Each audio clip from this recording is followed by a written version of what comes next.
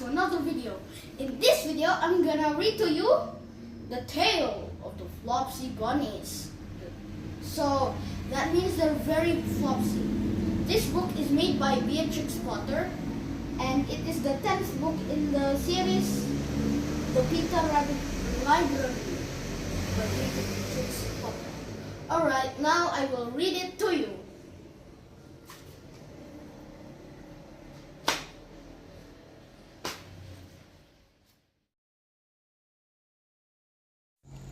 The Tale of the Flopsy Bunnies by Beatrix Potter. It is said that the effect of eating too much lettuce is soporific. I have never felt sleepy after eating lettuces, but then I am not a rabbit. They certainly had a very soporific effect upon the Flopsy Bunnies.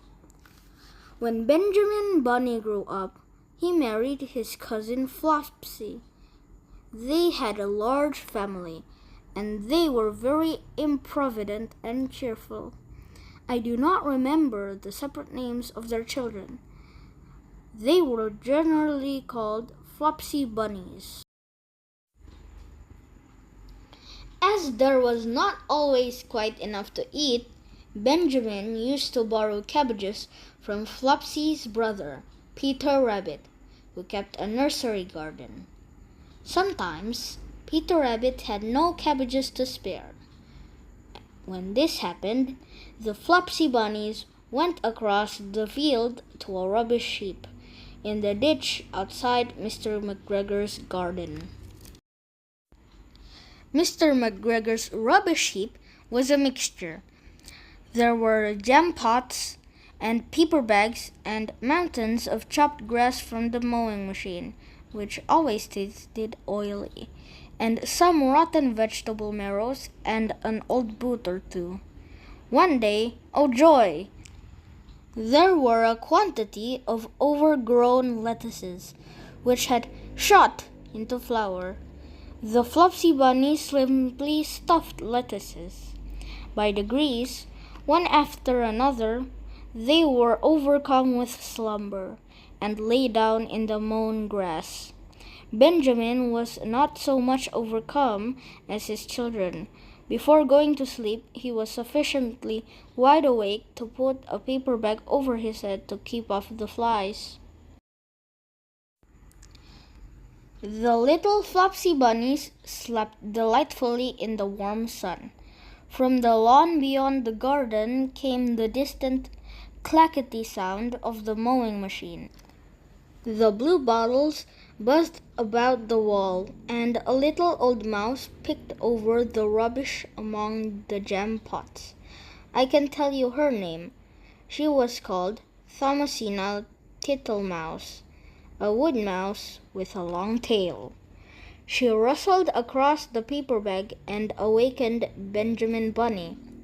The mouse apologized profusely and said that she knew Peter Rabbit.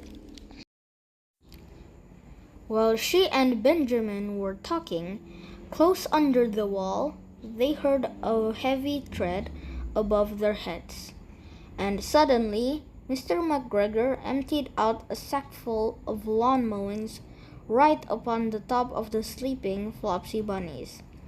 Benjamin shrank down under his paper bag. The mouse hid in a jam pot. The little rabbits smiled sweetly in their sleep under the shower of grass. They did not awake because the lettuces had been so soporific. They dreamt that their mother Flopsy was tucking them up in a hay bed.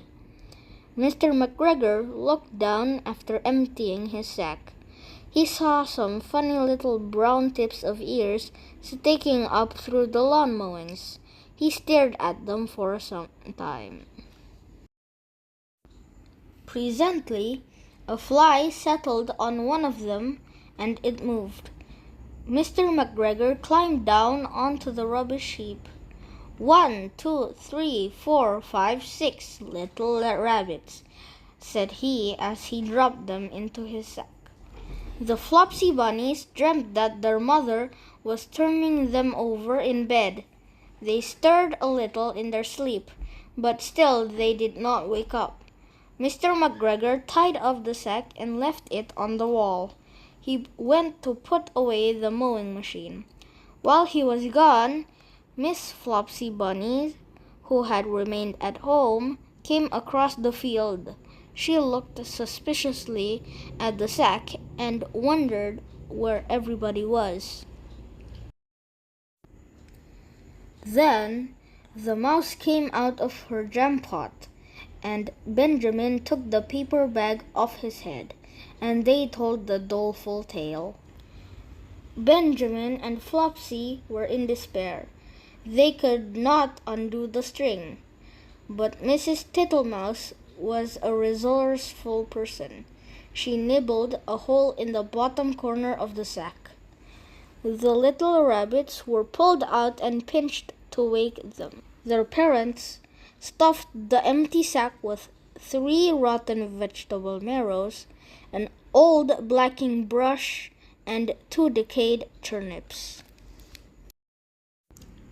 Then they all hid under a bush and watched for Mr. McGregor. Mr. McGregor came back and picked up the sack and carried it off. He carried it hanging down as if it were rather heavy.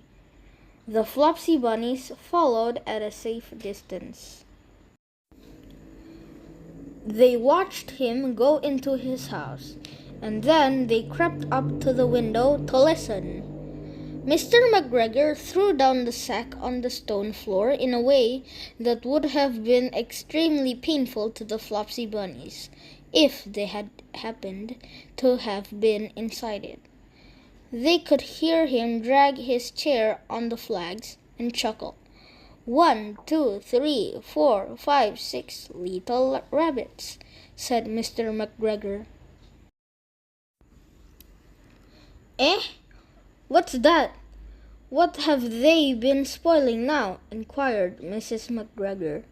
1, 2, 3, 4, 5, 6 little fat rabbits, repeated Mr. McGregor, counting on his fingers. 1, 2, 3. Don't you be silly. What do you mean, you silly old man? In the sack. 1, 2, 3, 4, 5, 6, replied Mr. McGregor. The youngest Flopsy Bunny got upon the windowsill. Mrs. McGregor took hold of the sack and felt it. She said she could feel 6, but they must be old rabbits because they were so hard and all different shapes.